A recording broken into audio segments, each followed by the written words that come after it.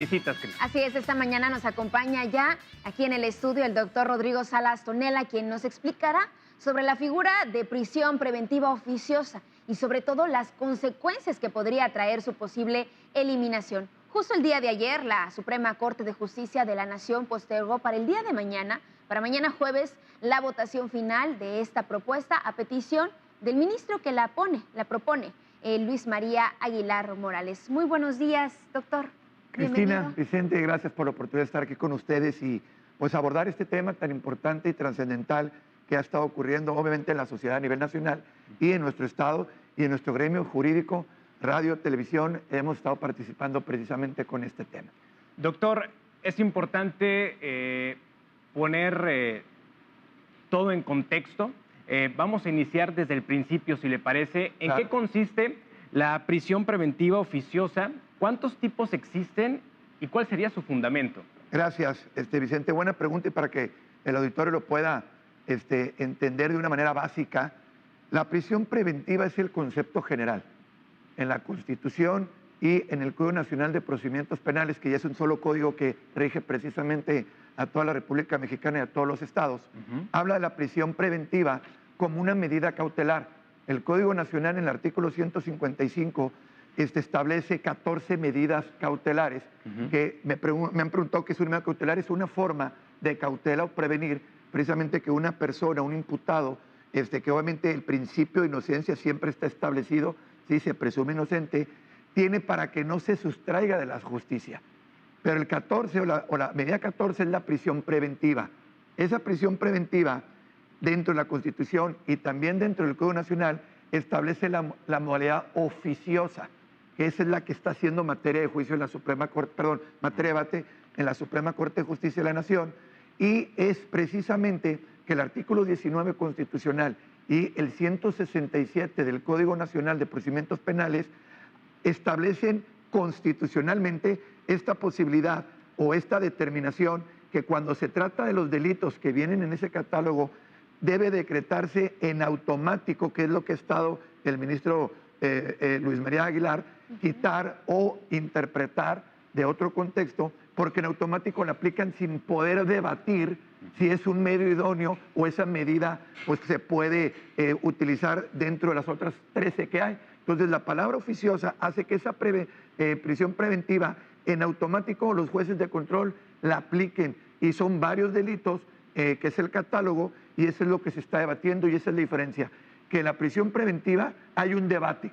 Podemos nosotros como abogados pelear por las otras medidas cautelares y cuando es oficiosa, que son en ese catálogo de delitos, no hay esa posibilidad. De ahí que la Suprema Corte está ventilando si es violatorio de derechos humanos o no, que la Corte Interamericana y tratados que ha suscrito México, sí, o nosotros como abogados, establece esa violación o esa vulnerabilidad de derechos.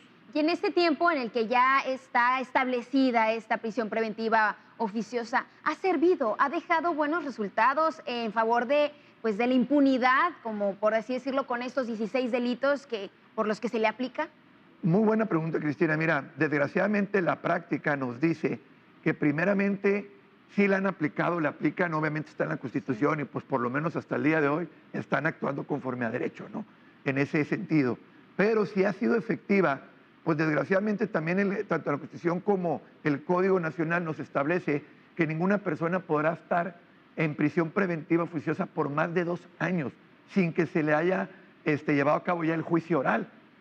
No tengo ahorita un dato estadístico, pero sí me atrevo a asegurar que son cientos, si no es que miles de casos que están en esa posibilidad, están detenidos, ni siquiera se ha llevado a cabo a lo mejor una etapa intermedia, una etapa de juicio oral, se cumplieron esos 2 años y siguen adentro. Entonces, de ahí el principio pro persona, el principio de inocencia, y que es el que hemos estado manifestando o apoyando, en mi caso, lo que están debatiendo en la Suprema Corte, es que hay muchas personas que no pueden pagar un abogado y se está violentando o se está vulnerando el derecho de una defensa adecuada, que quienes no pueden acceder a una justicia, pues no pueden invocar esto en juicio para precisamente ver su libertad. Entonces sí se ha perjudicado muchísimo en mi criterio. Y de hecho, según los datos del Sistema Tribunal de Justicia aquí en Sonora, hay 804 reos que todavía están en prisión preventiva oficiosa, que están pues en espera Y bueno, llenando las cárceles porque están sobrepobladas la mayoría de las cárceles de todo el país. Definitivamente, y aquí volvemos a lo que está ocurriendo en la Suprema Corte. No es quitar la prisión preventiva, obviamente, es quitar lo automático, esa oficiosidad de la medida. ¿Para qué? Para que una persona que independientemente del delito, si está en el catálogo, pero pues pueda acreditar arraigo. Por ejemplo, en el asunto de abuso sexual, que es obviamente común que se da, y quienes nos toca defender, pues muchas veces los datos que hay en una carpeta son mínimos. Y para vincular a proceso a una persona imputada, el juez de control tiene esos datos mínimos, pero como es de prisión preventiva oficiosa, todavía ni siquiera declarado, no hay pruebas, vas a estar aquí adentro. Entonces se vulnera ese principio de inocencia, pero vámonos más allá de la consecuencia. Tienen familia, no trabajan, son el sustento. Entonces creo yo que cualquiera de las otras medidas, aunque sea de prisión preventiva oficiosa, uno como abogado y el propio imputado podemos hacer alegatos y ofrecer pruebas para demostrar al juez que no me voy a sustraer de la justicia. Y entonces equilibrar y sobre todo defender mi defensa adecuada y mi derecho a presumir que soy inocente. Doctor, en estas últimas semanas el tema de la prisión preventiva oficiosa ha sido definitivamente el tema a debatir en toda la República Mexicana. Hasta este momento, ¿qué se ha resuelto en la Suprema Corte de la Justicia de la Nación con respecto a este tema? Sí, nosotros estamos en los celulares y en las tablets, aunque estamos trabajando viendo las sesiones de la Corte. Son 11 ministros y el ponente, el ministro Luis María Aguilar Morales, quien es el que está haciendo esta propuesta o este proyecto, derivado de dos controversias y dos situaciones que han presentado ante la Suprema Corte. Tenemos 7 ministros que han votado en contra y tenemos 4 ministros que han votado a favor, entre ellos el presidente de la Suprema Corte, ayer el ministro Saldívar, donde pues han expuesto el por qué sí o el por qué no. Incluso ha habido una palabra ahí que está haciendo, que obviamente están en contra de la inconstitucionalidad, o sea, de que para ellos sí opera, pero están hablando de una interpretación conforme. Ya están abriendo a que si no quieren quitar lo oficioso, puedan en debate o en una interpretación poder regular mejor esta situación oficiosa. Está en suspensión, mañana va a haber la votación en pleno y tienen que alcanzar la mayoría calificada, o sea, estos son 8 ministros, ahorita son 7. ¿Qué puede ocurrir aquí? Que mañana alguno de los ministros pudiera cambiar de opinión o pudiera, con todo lo que ya se debatió, tener la oportunidad de tener una visión más amplia, algún cambio, ¿sí? Y aquí pues la sociedad y la política y todo lo que implica esto puede ser un factor. Y si no se alcanza la mayoría como está ahorita, pues prácticamente quedará para la historia y haciendo precedentes para más casos poderlos llevar a cabo y a lo mejor en un futuro poderlo cambiar. Pero sí es muy importante porque estamos viendo si se queda como prisión preventiva oficiosa o se puede modificar eso. Y es que precisamente ahorita que habla de un análisis, de que le están pensando, de que podría haber pues un cambio de decisión por alguno de los ministros, ¿existe también otras opciones para evitar pues que haya alguna impunidad de algún acusado, ya sea que salga del país, que se esconda? ¿Habría otras alternativas, como ahorita lo mencionábamos antes de iniciar con la entrevista, que eviten pues que sea la prisión preventiva la única forma en la que puedan asegurar que no haya impunidad? Pues. Muy buena pregunta, Cristina. Nosotros como abogados defensores defendemos solamente la presunción de inocencia, pero también está la parte de la víctima y el ofendido, que definitivamente cuando en uno de estos catálogos de delitos decretan la prisión preventiva oficiosa, sienten el alivio o sienten que están pues de alguna manera ya detenidos y que no va a causar algún otro tipo de problema, digamos, o continuar con esa violación del delito, ¿no?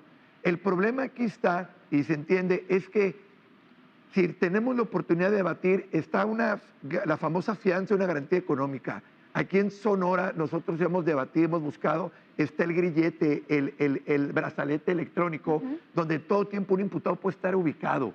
Tenemos obviamente el tener la firma periódica, entregar el pasaporte, no acercarnos a domicilio. Son 13 medidas cautelares que creemos nosotros, de arraigo también, que creemos nosotros que con cualquiera de ellas, y la más importante, si es sustraerte de la justicia y la fiscalía hace bien su trabajo, pues claro que como diríamos un poquito en el argot, aunque te escondas debajo de las piedras, puedes prestarte porque no tienes pasaporte, no puedes salirte de aquí. Entonces, al momento de quitar esa oficiosidad y poder pelear por eso, se está protegiendo la presunción de inocencia, pero a la vez se está garantizando la presencia del imputado las veces que sea necesario. Hay muchos casos donde ha sido muy efectivo esas medidas cautelares, Cristina, y nosotros creemos pues, que con cualquiera de ellas, o por lo menos debatirle al juez, porque está la flagrancia. Si la flagrancia en algún momento ahí se desprende que sí ocurrió, los testigos, pues adelante, pero quitar la oficialidad y poder debatir la prisión preventiva tal cual es. Doctor, de eliminarse esta medida, la prisión preventiva oficiosa, ¿estas personas saldrían libres o abogados o el Ministerio Público tendría que demostrar que de estas personas no pueden salir? Mira, es la mejor pregunta que obviamente nos han estado haciendo. ¿Por qué? Porque, pues bueno, ¿qué pasaría ese supuesto? No saldría en automático. La Constitución habla de que a ninguna ley se le puede dar efecto retroactivo. Entonces, si fuera un beneficio, que eso sería el que todos los que están en prisión preventiva oficiosa, claro que van a poder alegar, argumentar esa nueva forma, pero no saldría en automático. Obviamente, quitar la prisión preventiva oficiosa sería el que podamos debatir y se va a quedar la prisión preventiva. Entonces, ok, abre la puerta a poder nosotros invocar ahora esta nueva interpretación, supongamos. Entonces el juez va a quitar el oficioso y entonces poder decir, no, es que sí te quedas por el tipo de delito, por las pruebas, por lo que pueda demostrar la fiscalía, pero también ya cabe la oportunidad de la defensa adecuada, que es el principio de igualdad en el proceso penal acusatorio, donde entonces oralmente vamos a debatir con las pruebas en mano si te vas, no te vas, tienes arraigo, no tienes arraigo, pero entonces sí me está respetando mi garantía de audiencia y entonces el juez podrá determinar. Entonces sí lo pueden argumentar, pero no sería en automático que todos pudieran salir.